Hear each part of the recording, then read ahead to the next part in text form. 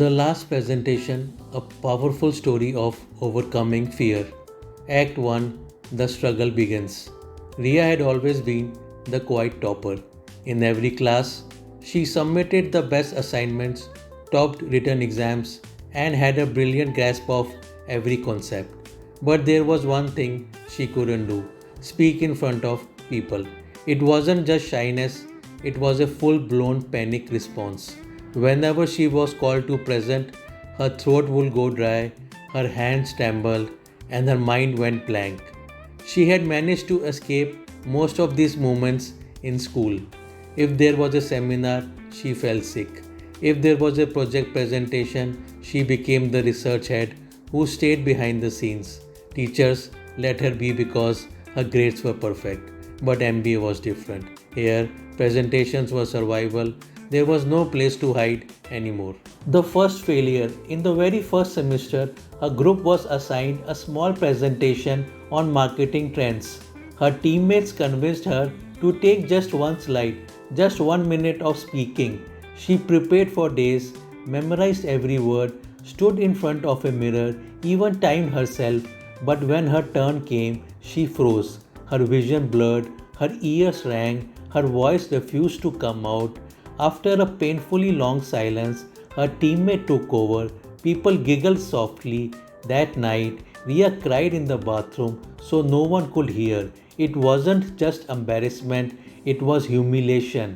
She promised herself she had never let this happen again, but instead of improving, she started avoiding every speaking opportunity.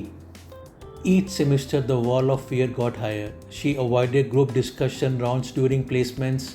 She skipped class on the day of a presentation. She let others speak for her. Every escape made her feel stronger. Inside, she felt like a fraud, a topper who couldn't even say her own ideas aloud. Her best friend Neha encouraged her. Ree, you are brilliant. People want to hear you. You just need practice. But Ria always shook her head. You don't understand. It's like my brain shuts down. I can't breathe. It's not nervousness, it's terror. Act 2, the big challenge. It was the final semester. Professor Arvind, a no nonsense faculty member, walked into class and dropped a bombshell. Your final grades will depend 50% on a live presentation of your research project. Each member of the group must speak, no exceptions. Ria felt her stomach drop. Her group had 4 members, 2 barely contributed, and Neha had gone abroad for an internship. That meant Ria had to carry most of the presentation. That evening, she sat alone in her hostel room, staring at her laptop. Her mind was screaming, drop out now, take the course next year, run before you fail publicly again. She even drafted an email to the professor requesting a deferral, but she didn't send it. Somewhere deep down, she knew running away again would haunt her forever. Enter the mentor. The next morning, she gathered courage and went to Professor Arvind's cabin. She confessed everything: her fear, her humiliation, her history of avoidance. The professor listened quietly, then he said something that changed everything. Fear is like a shadow. The more you run from it, the bigger it grows. If you want to kill the shadow, you must turn and face it step by step. He gave her an unconventional assignment. From today, every day, you will speak for 3 minutes in class about anything: the weather, the news, your breakfast, I don't care. But you will stand and speak. Consider this your warm up for the final battle. Ria hesitated but nodded. Act 3, small steps, small failures. The first day was a disaster. Her legs shook, her throat closed. She mumbled for barely 40 seconds and sat down, face red with shame. But the professor smiled. Good, you survived day 1. Tomorrow, try to reach 1 minute. Day after day, she stood up. She stumbled, forgot words, sometimes even left mid sentence, but she kept showing up. Some classmates rolled their eyes, a few whispered jokes, but one or two actually encouraged her. You are getting better, Ria, keep going. By the end of 2 weeks, she could speak a full 2 minutes without choking. But just when she started feeling confident, The professor made her do mock question and answer sessions. The first time a classmate asked her a question, her brain blanked and she panicked again. Tears welled up in her eyes. She ran out of class that day, convinced she will never improve.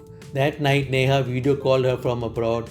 Riya broke down, saying, I am falling again. Maybe I am not meant for this. Neha said, courage is not about never failing. It's about standing up one more time, then you fall. Something clicked. Act 4, the final test. Weeks passed. Slowly, Riya built confidence, but fear still whispered every night. On the final day, you will fail again. Everyone will laugh. Finally, presentation day arrived. The auditorium was packed. Professors, industry experts, even juniors. Riya's group went last. As she waited backstage, she felt her old panic rising. Her palms were wet, her breathing shallow. She almost told her teammate, You do it, I can't. But then she saw Professor Arvind in the audience, smiling and giving her a thumbs up. When her turn came, she walked to the podium. At first, her voice quivered. The microphone amplified every shake. But then she remembered all those small speeches, all those humiliations she had survived. She steadied herself and kept going. Slide after slide, her voice grew stronger. She even handled two questions with calm logic, something she never imagined possible. When she finished, the auditorium was silent for a moment. Then applause erupted. One of the experts said, That was one of the clearest, most confident presentations we have heard today. Act 5, the aftermath. After the session, her teammates hugged her. Her classmates congratulated her warmly. Outside, Professor Arvind met her and said, Remember this moment. Fear will come back in life, but now you know how to face it. That night, Riya sat on her hostel terrace under the stars.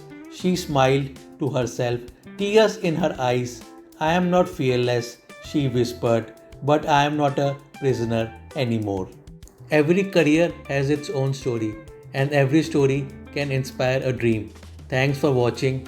For more such inspiring career journeys, stay connected with Career Dost, your career, your friend. If this touched you, don't forget to like, share, and subscribe.